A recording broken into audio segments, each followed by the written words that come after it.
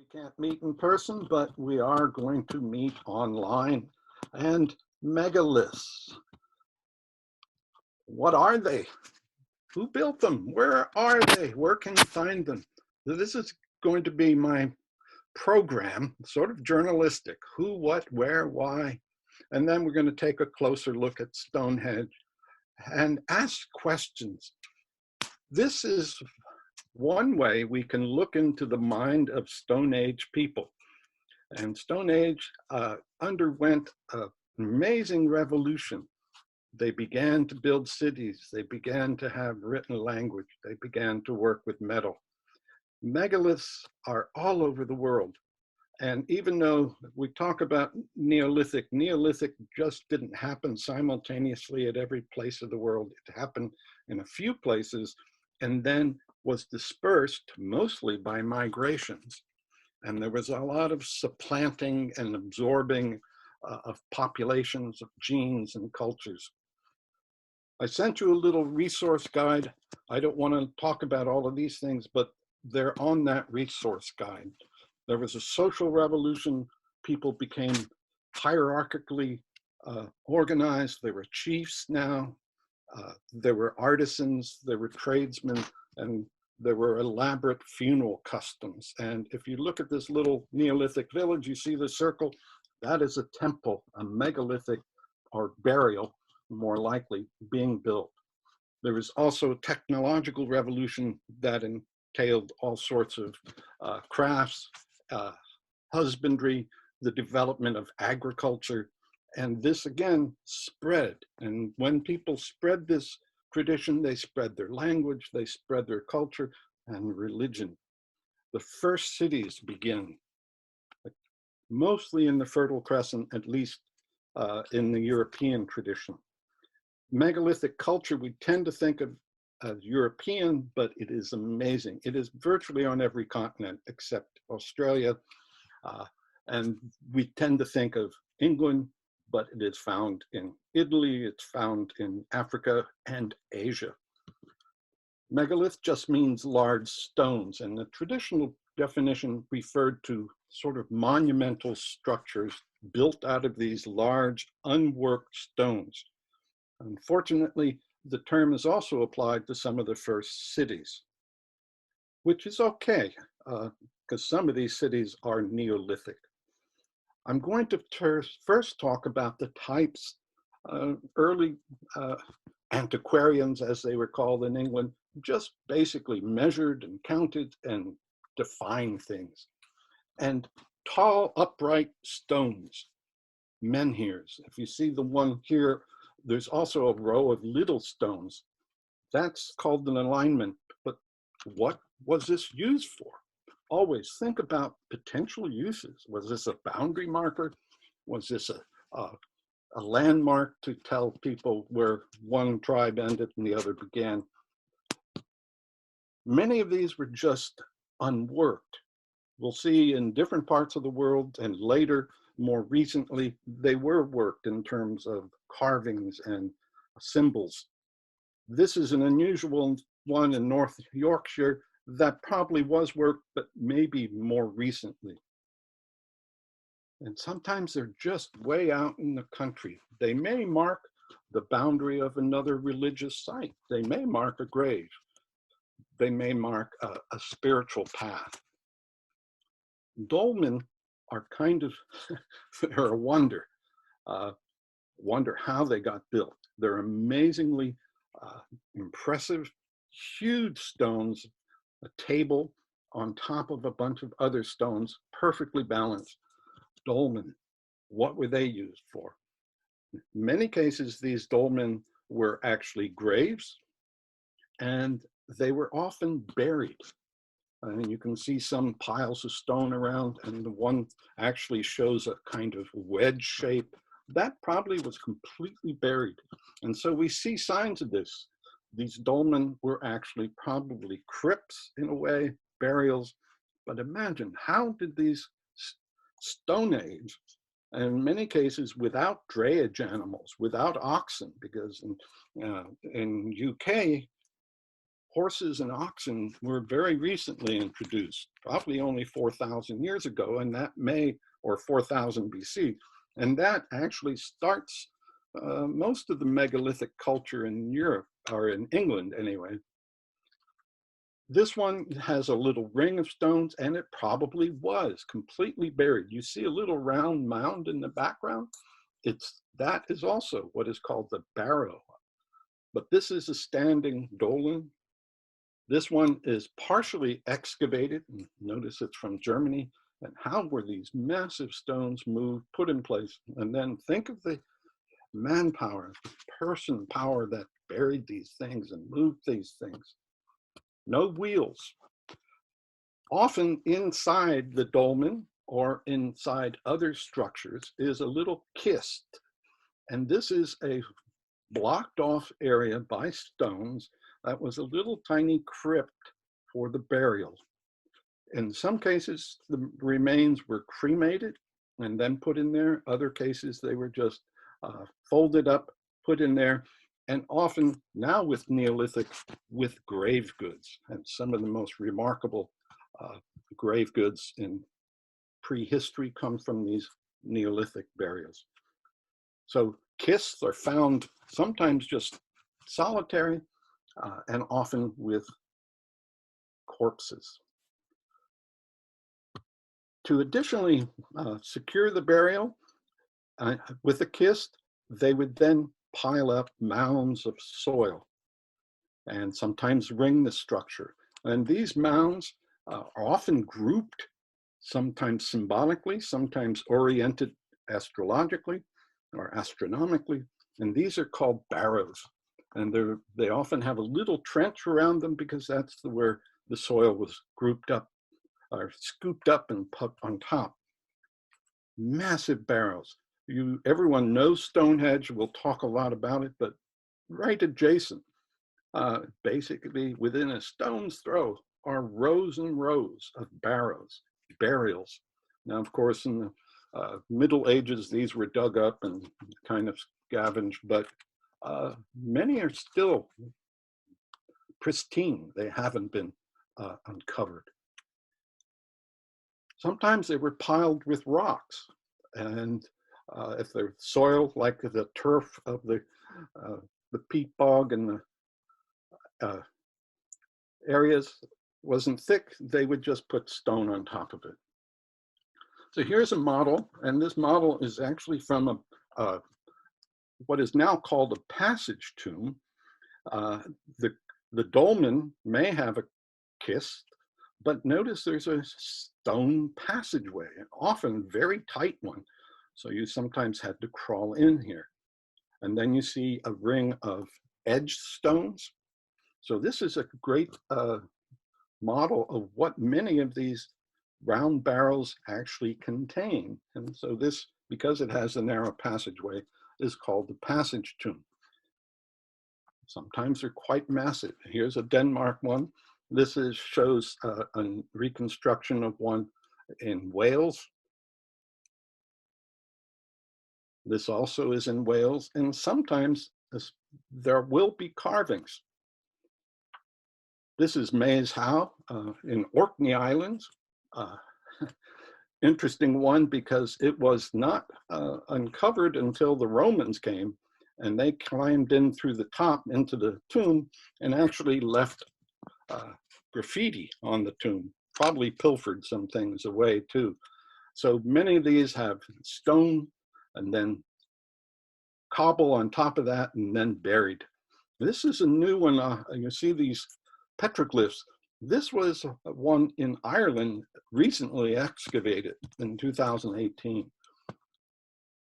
Here are two different ones. You can see the kind of kist in the middle of one, but then this huge cairn, massive cairn, and all sorts of little outlying things that could or could not be barrels as well. And this brings us to how are these places found? Well, there's radar, LIDAR radar, there's geomagnetic examination of the soil, and many new ones, believe it or not, have been found recently, sometimes just with drones. So here's another line of barrows. There won't be any entrances in some of these cases.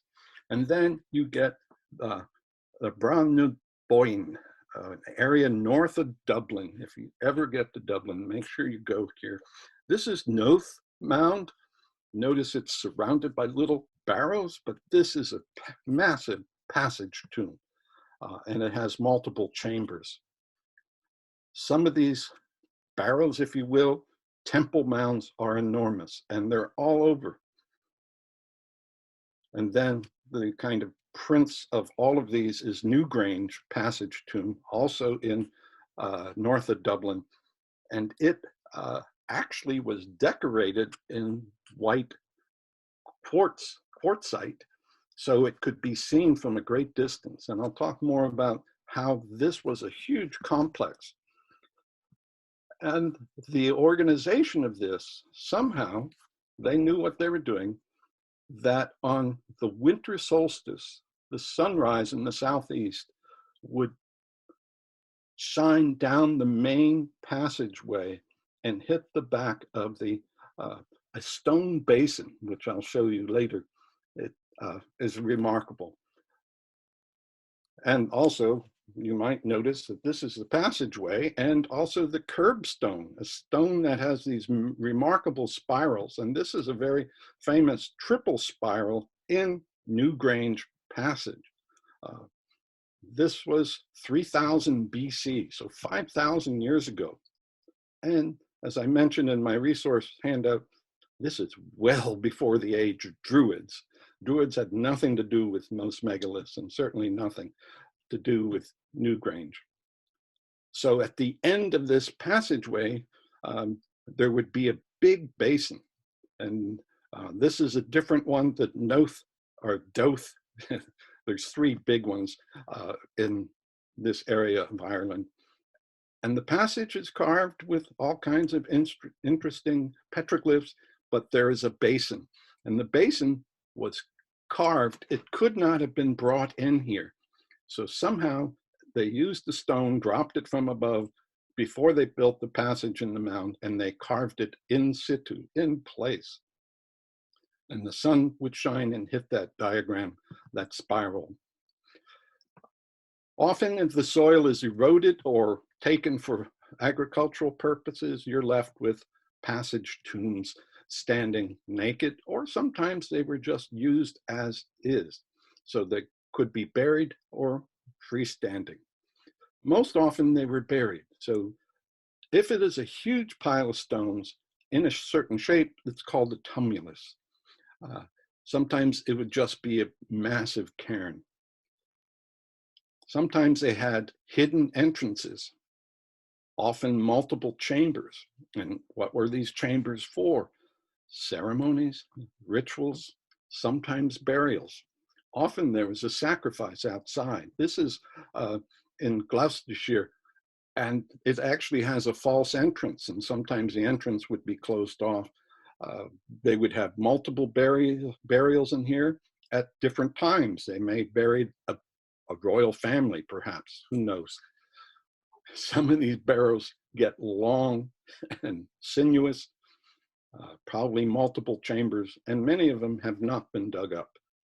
This is the famous Wiltshire burial, another one from Poland.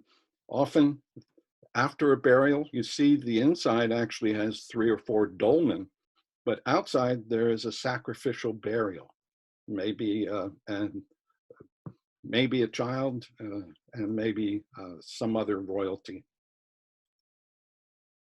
The passage tombs themselves are very carefully built. They've withstood 5,000 years. Sometimes these tumuli are tiered. Most of these are more recent. They look almost like they're approaching pyramid structure, and they may be multiple chambered, as you see the one on the left. Other features. Everyone has heard about stone circles. This one's from Cumbria, and often aligned with some geographic feature and often solar features. But imagine moving these. It took a great deal of effort and buried, and sometimes there was a pit in the middle, and sometimes these were surrounded by wood. Sometimes the circles interconnected. Sometimes they were in various other alignments. So you will see stones in various configurations. This may not look like much, and this, by the way, is in the coast of Brittany. These go on for miles. And you don't appreciate this until you get up and see miles and miles of these, sometimes with tombs off to the side, sometimes this area in Brittany. These are called the Karnak stones, not worked, but moved, perfectly aligned. Some people claim they are ley lines, lines of spiritual power connecting to other spiritual places. They've even connected this to Machu Picchu and Mount Shasta. But then for some reason, megaliths, because they're mysterious, have attracted all sorts of bizarre interpretations, from ufology to who knows, alien constructions. Henges, a word that's quite familiar, but the meaning is not all that familiar. That is, often these structures started initially with something like a ring of trees, and then they would dig out a moat, if you will, and make a ridge of dirt around this, and the moat would be inside with a little access point. Now, these were not defensive, because if you were trying to defend, you would have the moat on the outside, like a castle. But the moat maybe kept things in. Anyway, inside there may be a stone ring or other features. And so Stonehenge actually started as this, a henge, and then started with wood, and we'll talk about that later. But many of these all over England and elsewhere, as far as Mongolia, you find these. And in fact, some of the biggest, I'll show you one in Japan. This is amazingly large, but the same thing, a henge. Many of these were used for millennia, and there's still others buried. This again is the in the sacred area north of Dublin. This is the Hill of Tara, and there are at least 4 or 5 henges, and sometimes these henges were connected. So there is a procession way, actually dug out with a berm on each side, sometimes lined with stone, sometimes with little view paths so that you can see from one great temple site to the next. These processionals are called cursi. And this is a remarkable one in Yorkshire, again, leading from one to the other. Cursi are still present in many places. One of the great ones, believe it or not, is attached to Stonehenge. In fact, there's 3 or 4 there. Stonehenge and its accompanying Woodhenge and Durrington walls, which we'll talk about, had these courseways, curses, going down to the river Avon. Sometimes there's just a remnant of this found in agricultural fields. Stonehenge was originally described by an aerial flight. Now drones are going all over England, finding new places, along with aerial side scanning, LiDAR, radar, and so on. These probably were processional. They could be marketplaces. They could, well, don't really know. There's hardly any burials in these, but they were amazing structures in and of themselves. Sometimes they were almost castle-like causewayed enclosures. And many of these, like the one in the background, later were taken over and turned into forts, hill forts, by the Romans, and then by the Picts, and then by the Celts and the Druids and so on. But some of these, at least we get an impression of what they were like, these causewayed. This is the White Hawk Causeway. very famous for a couple of excavations. One of the most beautiful things, this is, again, 6,000 years old, but a gorgeous carved amber, red amber, cherry amber cup. And a burial came out of here, and she is known as the White Hawk Princess. And from DNA extracted from her bones, she was, strangely, blue-eyed and dark-skinned.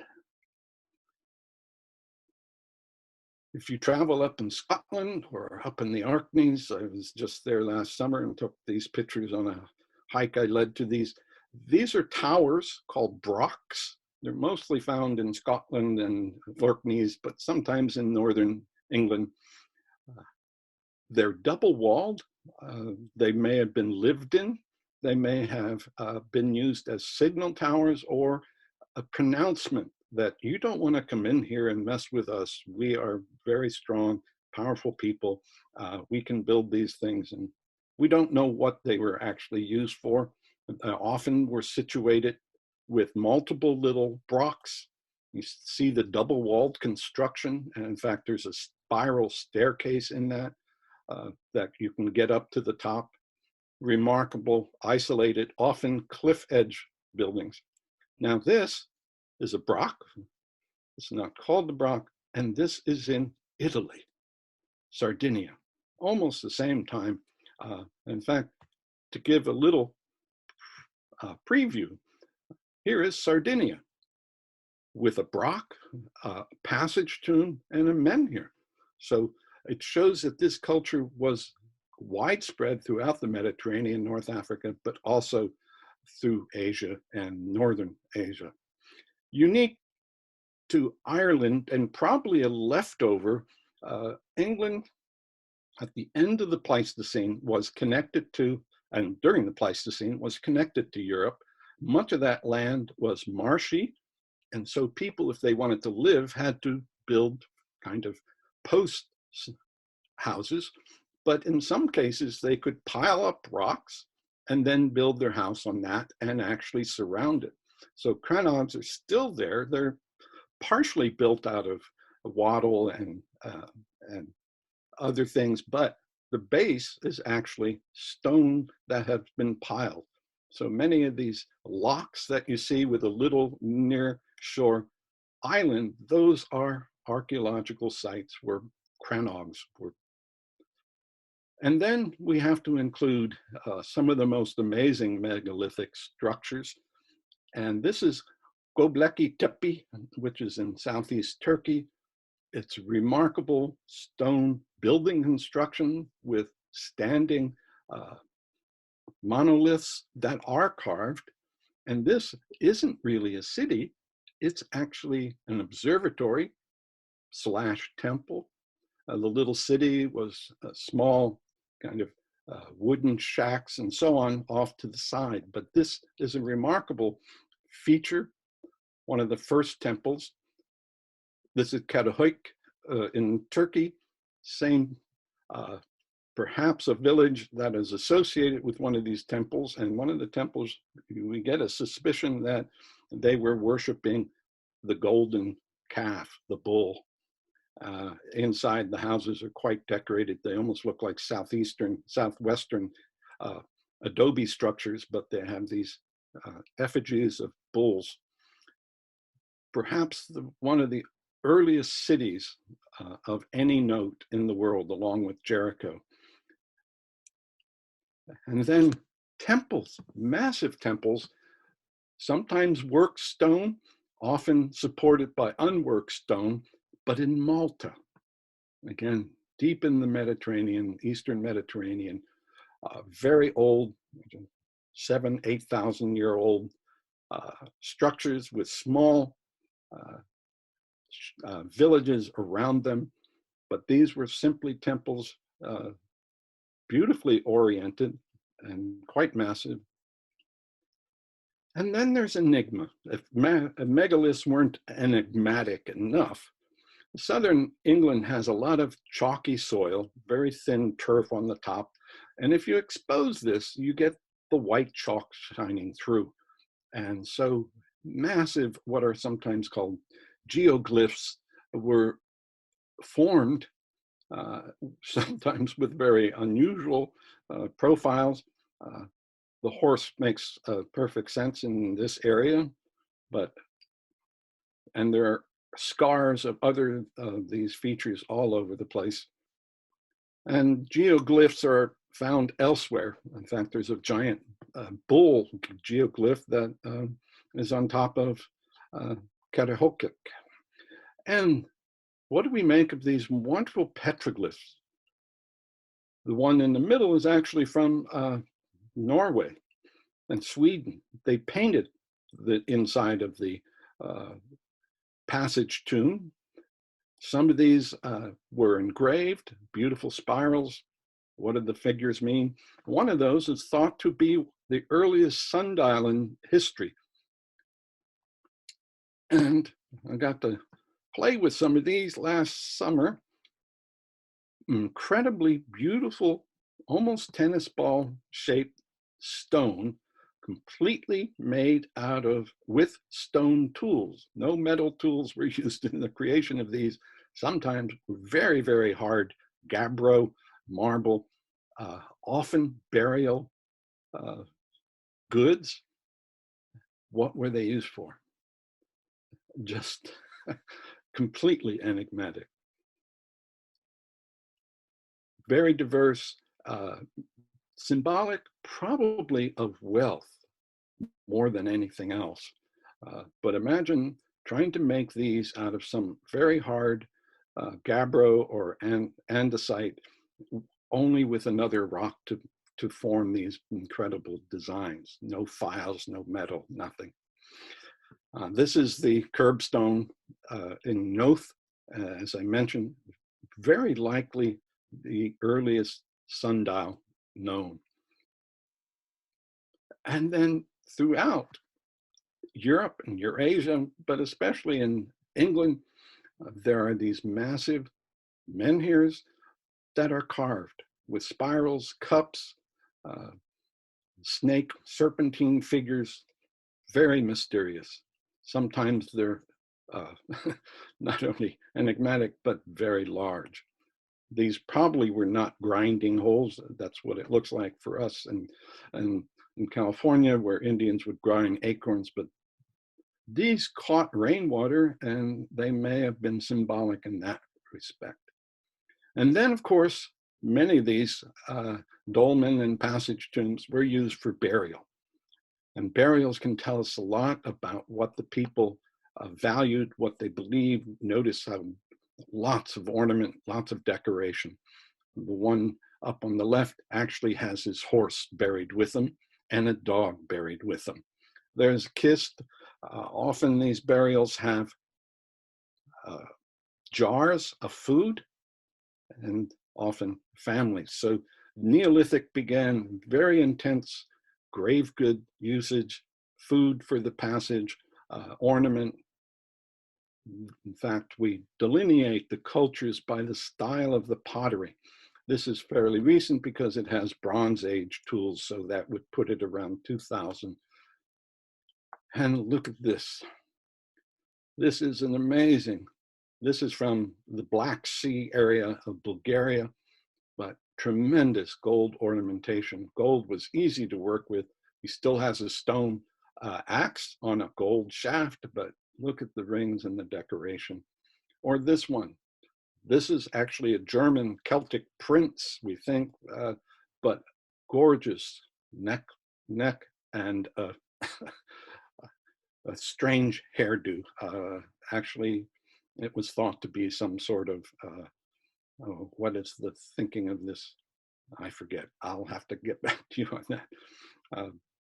But an unusual headdress. And this was in a massive burial mound. And then these Venus figures. Was it a continuation of the Paleolithic Venus culture, or was it something else? Or were these just dolls? I don't think so. Many of these come from Malta, and many of them come from this hypogeum, an underground tomb carved into the island's rock in Malta. In fact, many other kinds of figures come from Malta.